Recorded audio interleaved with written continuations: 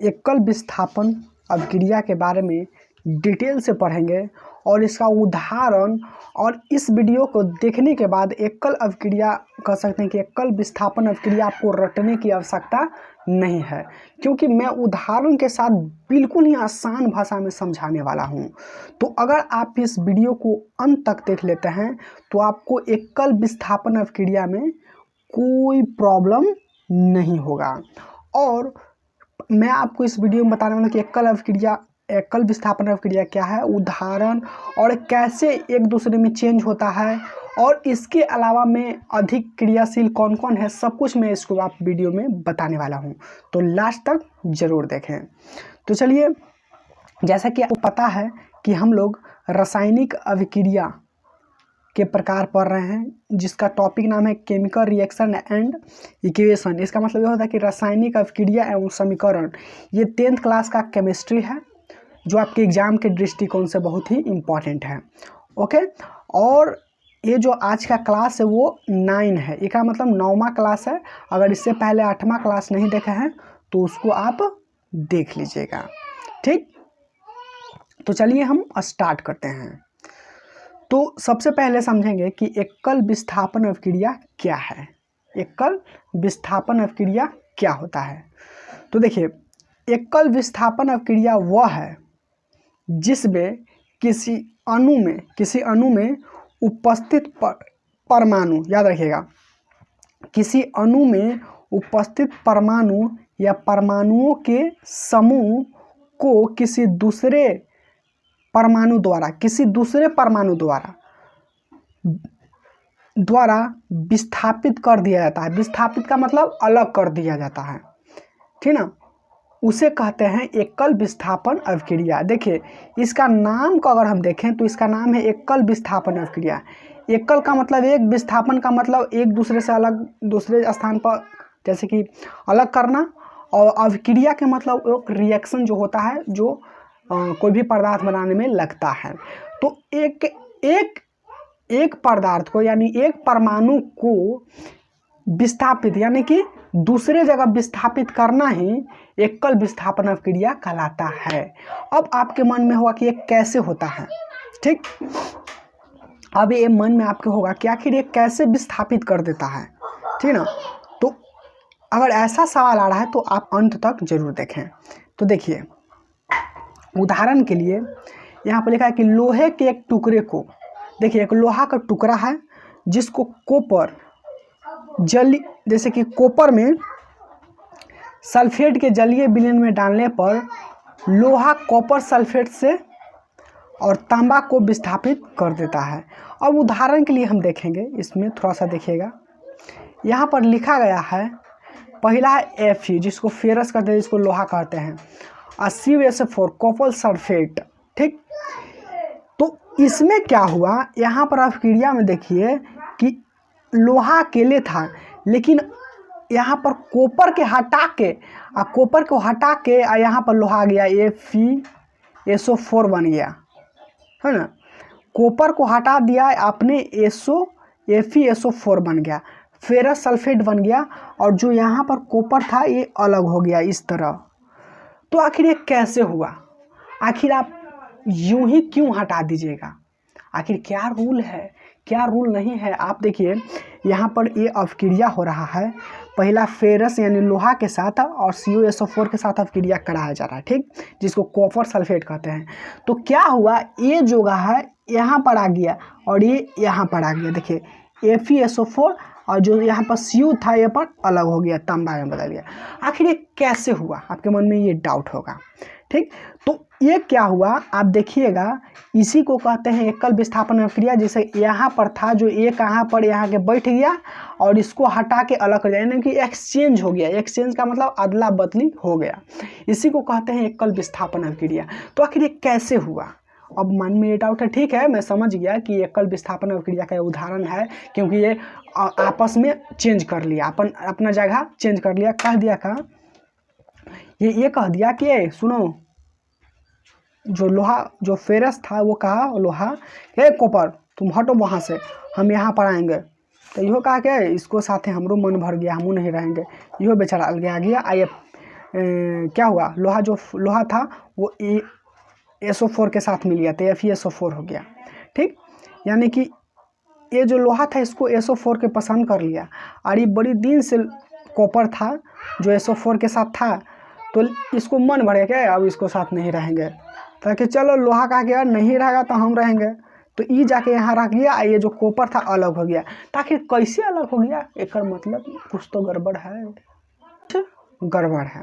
तो चलिए हम बताते हैं ये क्यों होता है। देखिए ये जो है ना, ये इसलिए होता है कि अगर जोन अधिक क्रियाशील होता है, अधिक क्रियाशील होता है ना, वो किसी को भी हटा सकता है जो अधिक क्रियाशील होता है। तब मन में डाउट हुआ कि हम अब कैसे पहचानें कैसे अधिक क्रियाशील है, ये होगा ना कि आखिर हम कैसे पहचानें कि ये जो है ना अधिक क्रियाशील है। तो देखिए हम बताते हैं, अधिक क्रियाशील पहचानने के लिए एक चार्ट है, इसको थोड़ा सा याद कर लीजिएगा।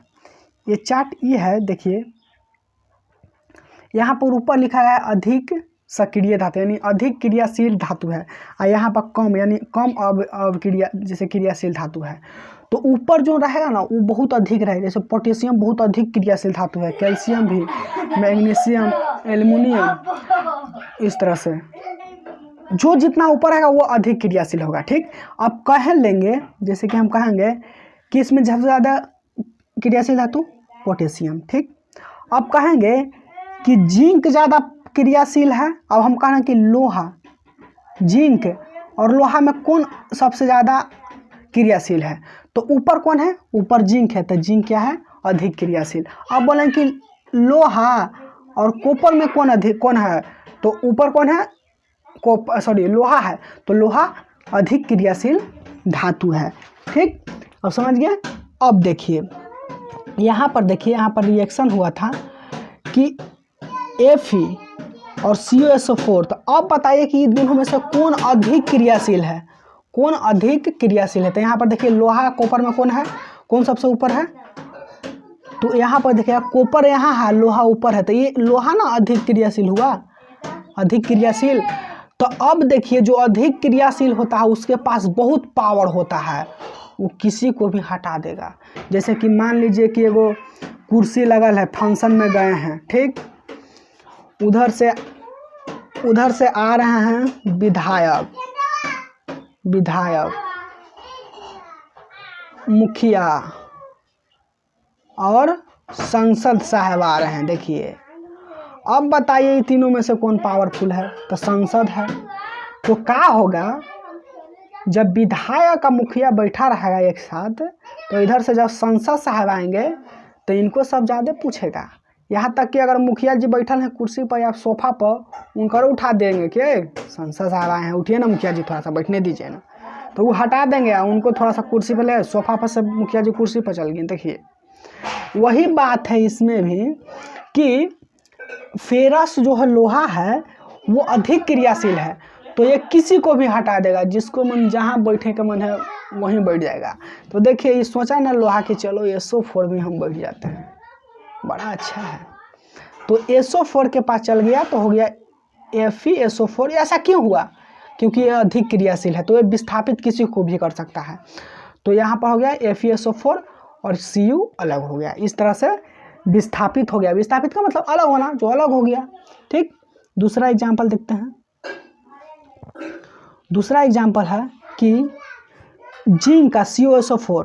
अब देखिए जिंक जो है यहाँ बैठ गया, Cu अलग हो गया। अब देखिए कि सच में जिंक अधिक क्रियाशील था। देखिए तो कॉपर जिंक में कौन सबसे अधिक है, तो कॉपर यहाँ है और जिंक यहाँ, यह अधिक क्रियाशील है ना, तो इसीलिए इसको हटा दिया। यहाँ पर भी देखिए जिंक था जो SO4 के पास बैठ गया और Cu को हटा दिया। तो यही होता है ना कि एक परमाणु, यही इसमें भी लिखा गया है, इसमें देखिए लिखा गया है कि देखिए कि एकल वह है जिसमें अणु में उपस्थित परमाणु या परमाणु के समूह किसी दूसरे परमाणु द्वारा विस्थापित कर दिया। विस्थापित का मतलब उसको अदला बदली कर दिया, एक्सचेंज कर दिया जाता है। ठीक, उसी को कहते हैं एकल विस्थापन हो गया। आपको मैं उदाहरण दे चुका हूँ। और देखिए ये एक ऐसा चैनल है, ये मेरा चैनल है जो इतना अच्छा चैनल है कि यहाँ पर 10th क्लास का फ्री में पढ़ाया जाता है, और इवन जितने भी नोट्स बुक जितने भी होते हैं वो बिल्कुल फ्री में दिया जाता है। तो ये आपका बहुत ही इम्पोर्टेंट चैनल है, इसको ज़रूर आप अपने हाथ में रखिए। और दूसरी बात कि 10th क्लास के नहीं बल्कि यहाँ पर बहुत सारे ऐसे वीडियोज़ आते हैं जो आपको लाइफ चेंज कर सकते हैं, जैसे साइंस फैक्ट वीडियो, महान पुरुष के बारे में, और बहुत सारे डिजीज़ के हैं। तो ये चैनल ना आप अपने पास रख लीजिए, अपने मोबाइल में ना एकदम अच्छा से सेव करके रख लीजिए। हम ये नहीं कर रहे हैं कि मेरा चैनल को सब्सक्राइब कीजिए और कुछ भी कीजिए, अगर आपको मन है तो कीजिए, नहीं तो नहीं कर सकते हैं, लेकिन इस वीडियो का फ़ायदा ज़रूर उठाइए। देखिए ऐसा नहीं कि मैं सब्सक्राइबर के लिए मैं आपको बोल रहा हूँ, सॉरी मैंने सब्सक्राइबर का नाम लिया। तो आप इसको सेव कर लीजिए, चाहे सब्सक्राइब ना भी कर सकते हैं, लेकिन वीडियो जो आता है जो 10th क्लास के स्टूडेंट हैं, और जो भी बहुत सारा मोटिवेशनल वीडियो तो नहीं आता है, लेकिन साइंस फैक्ट वीडियो, हमारे पृथ्वी के बारे में, अंतरिक्ष के बारे में बहुत सारा वीडियो आता है कि हाँ कैसे कैसे होता है। तो ये सारे वीडियो आता है, उसको इस चैनल पर ना बहुत सारा वीडियो आता है, तो इसको ज़रूर अपने पास रखें। और पीडीएफ जो है कहाँ मिलेगा, अब जैसे मान लीजिए 10th क्लास का तैयारी कराते हैं, तो आखिर उसको पीडीएफ चाहिए तो कहाँ पर मिलेगा। तो देखिए 10th क्लास का पीडीएफ वीडियो के डिस्क्रिप्शन बॉक्स में जाइएगा, वहाँ पर लिखा रहेगा पीडीएफ लिंक, उस पर क्लिक कीजिएगा ना तो आपको पीडीएफ मिल जाएगा, डाउनलोड हो जाएगा। ओके चलिए।